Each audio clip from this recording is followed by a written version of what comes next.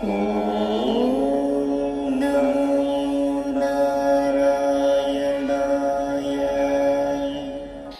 நம்ம தசகம் 2ல செகண்ட் ஸ்லோகம் பார்க்க போறோம்.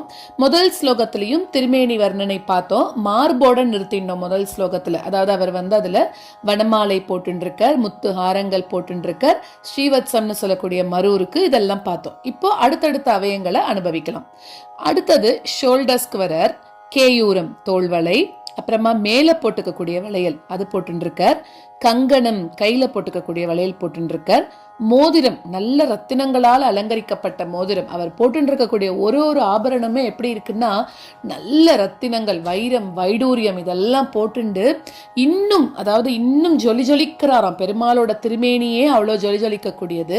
அதுல இன்னும் இதெல்லாம் சேர்ந்தா எப்படி இருக்கும்? அஃப்கோர்ஸ் ஆபரணங்களுக்கு அழகு கொடுக்கக்கூடியவர் தான் பெருமாள், அது வேற விஷயமா இருந்தா கூட இந்த ஆபரணங்களோட ஒளியினால இன்னும் பெருமாள் ஜொலி ஜொலிக்கிறாராம். அந்த மாதிரி நல்ல கம்பீரமான தோள்களோட பெருமாள் இருக்காராம்.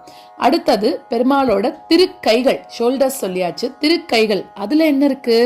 4 திருக்கைகள்ல 4 விஷயங்கள் வச்சுருக்கார். என்னன்னா கதை, பெருமாளோட கதைக்கு பேரு கௌமோதகி அப்படின்னு பேரு. அடுத்தது சங்கு, பாஞ்சஜன்யம்னு சொல்லக்கூடிய சங்கு வச்சுருக்கார். அப்புறமா சக்கரம், சுதர்சன சக்கரம் வச்சுருக்கார்.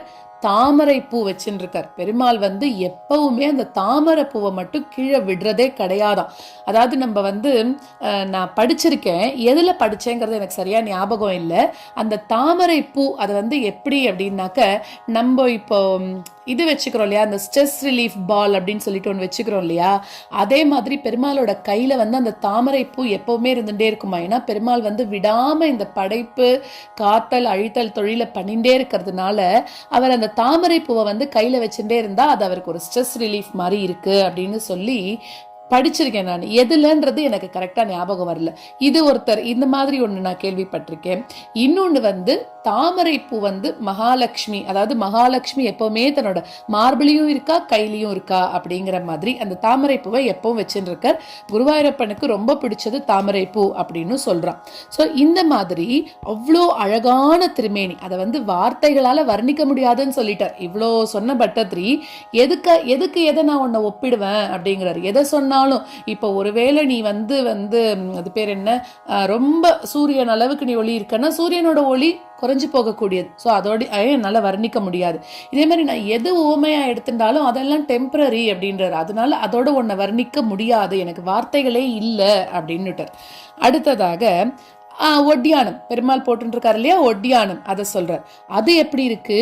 தங்கத்தால பண்ணப்பட்டு அதுவும் அவ்வளோ மினுமினுக்கிறதான் அந்த ஒட்டியானம் பெருமாள் போட்டுருக்கிறது. அடுத்ததாக இடுப்புல என்ன போட்டுருக்கார்? பட்டு பீதாம்பரம். எப்பவுமே பெருமாள் பட்டு பீதாம்பரம் போட்டுண்டு ராஜா மாதிரி அழகா கம்பீரமா இருக்காராம் பெருமாள். அதுதான் ஆண்டாள் நாச்சியார் அவ கனவு காணக்கூடிய அந்த வாரணமாயிரம் பாசுரங்கள்லயே சொல்றா இல்லையா, கோளரி மாதவன் கோவிந்தன் என்பானோர் காளை அப்படின்னு. எப்படி பாக்குறா? அப்படி பெருமாள் நடந்து வராரா இந்த பட்டு பீதாம்பரத்தையும் கையில தோள்வளை, அங்கதம், கையில வளையல் எல்லாத்தையும் போட்டுண்டு நல்ல பெரிய ஒரு காளை வந்தா எப்படி இருக்கும் அந்த அளவுக்கு நல்ல கம்பீரமா வரான்னு ஆண்டாள் நாச்சியார் சொல்றா. அதே மாதிரி பெருமாள் இங்க இருக்காராம், அவ்வளோ ஆஜானுபாகுவா அவ்வளோ அழகா இருக்கார் அப்படின்னு சொல்றான். ஸோ இந்த மாதிரி இந்த வர்ணனைகளோட நம்ம அந்த குருவாயூரப்பனை அப்படியே நம்ம நினைச்சு பார்க்கணும். நம்ம நினைச்சு பார்க்கும்போது அந்த உருவம், அந்த ரூபம் அப்படியே நம்மளோட மனசுல இறங்கிடும். அந்த அளவுக்கு நம்ம அந்த ஸ்லோகத்து மேல அவ்வளோ ஈடுபாடோட அர்த்தம் தெரிஞ்சுட்டு அதுக்கு தான் படிக்கிறோம் நம்ம. அந்த மாதிரி தூய்மையான அந்த மாதிரி பெருமாள் பட்டு பீதாம்பரத்தோட வரார். அடுத்தது பார்த்தாக்கா அவரோட திருவடி, அந்த திருவடிக்கு தானே நம்ம எல்லாரும் தேடி போய் போய் போய் பெருமாளோட திருவடி சேவைன்னு ஒன்று வந்துருத்தோம் அப்படின்னா எவ்வளோ போகிறோம். நார்மலாக நம்ம கோவிலுக்கு போனாக்கா அந்த திருவடி சேவையை அவ்வளோ ஈஸியாக பார்க்க முடியாது. அந்த கூட்ட நெரிசல்ல கடகடன்னு நம்ம ஓடி வந்துடுவோம். ஆனால் அந்த திருவடியை பார்க்கறது அவ்வளோ புண்ணியம் அப்படின்றார். அந்த திருவடி எப்படி இருக்கு? தூய்மையான தாமரை மலர் மாதிரி ஒளி வீசக்கூடிய திருவடி பெருமாளோட திருவடி அப்படின்னு சொல்றார். அடுத்தது இப்ப நம்ம கோவிலுக்கு போறோம், நம்மளுக்கு சட்டாரி சாதிக்கிறா இல்லையா அர்ச்சகாலாம், அந்த சட்டாரி கண்டிப்பா வாங்கிக்கணும். நம்ம ஏன் அப்படி வாங்கிக்கிறோம்? ஏன்னா பெருமாளோட அந்த சட்டாரியில பாதுகை இருக்கு. நம்மாழ்வாரோட அம்சம் தான் அந்த பாதுகா ஷட்டாரி அப்படின்னு சொல்லி சொல்றோம். அதனால அந்த ஷட்டாரி அதுல இருக்கிறதுனால நம்ம தலையில அதை நம்ம சாதிச்சுக்கணும். ஏன்னா அது அவ்வளோ தூய்மையான பெருமாளோட திருவடி நம்மளோட தலையில படும்போது இதுவரைக்கும் நம்ம என்ன பாவம் பண்ணியிருந்தாலும் கூட அந்த பாவங்கள் எல்லாமே அந்த ஷட்டாரி நம்ம வாங்கினதுக்கு அப்புறமா சரியா போயிடும் அப்படின்றா. ஸோ எதுக்கு சொல்ல வரேன் அப்படின்னா, பெருமாளோட திருவடி அவ்வளோ அழகா வர்ணிக்கிறார்.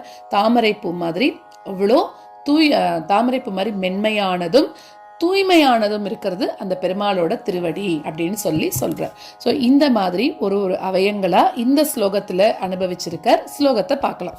கேயூராங்கத கங்கனோத்தம மகா ரத்னாங்குலியாங்கித ஸ்ரீமத் பாஹு சதுஷ்க சங்கத கதா சங்காரி பங்கேருஹம் காஞ்சித் காஞ்சன காஞ்சி லாஞ்சித லசத் பீதாம்பராலம்பினீம் ஆலம்பே விமலாம்புஜ த்யுதிபதாம் மூர்த்திம் தவார்த்திச்சிதம் கேயூராங்கத கங்கனோத்தம மகாம் ரத்னாங்குலியாங்கித கேயூராங்கத கங்கனோத்தம மகாம் ரத்னாங்குலியாங்கித ஸ்ரீமத் பாஹு சதுஷ்க சங்கத கதா சங்காரி பங்கேருஹாம் ஸ்ரீமத் பாஹு சதுஷ்க சங்கத கதா சங்காரி பங்கேருஹாம் காஞ்சித் காஞ்சன காஞ்சிலாஞ்சிதலசத் பீதாம்பராலம்பினீம் காஞ்சித் காஞ்சன காஞ்சிலாஞ்சிதலசத் பீதாம்பராலம்பினீம் ஆலம்பே விமலாம்புஜத்யுதிபதாம் மூர்த்திம் தவார்த்திச்சிதம் ஆலம்பே விமலாம்புஜத்யுதிபதாம் மூர்த்திம் தவார்த்திச்சிதம் கேயூராங்கத கங்கனோத்தம மகா ரத்னாங்குலியாங்கித ஸ்ரீமத் பாஹு சதுஷ்க சங்கத கதா சங்காரி பங்கேருஹாம்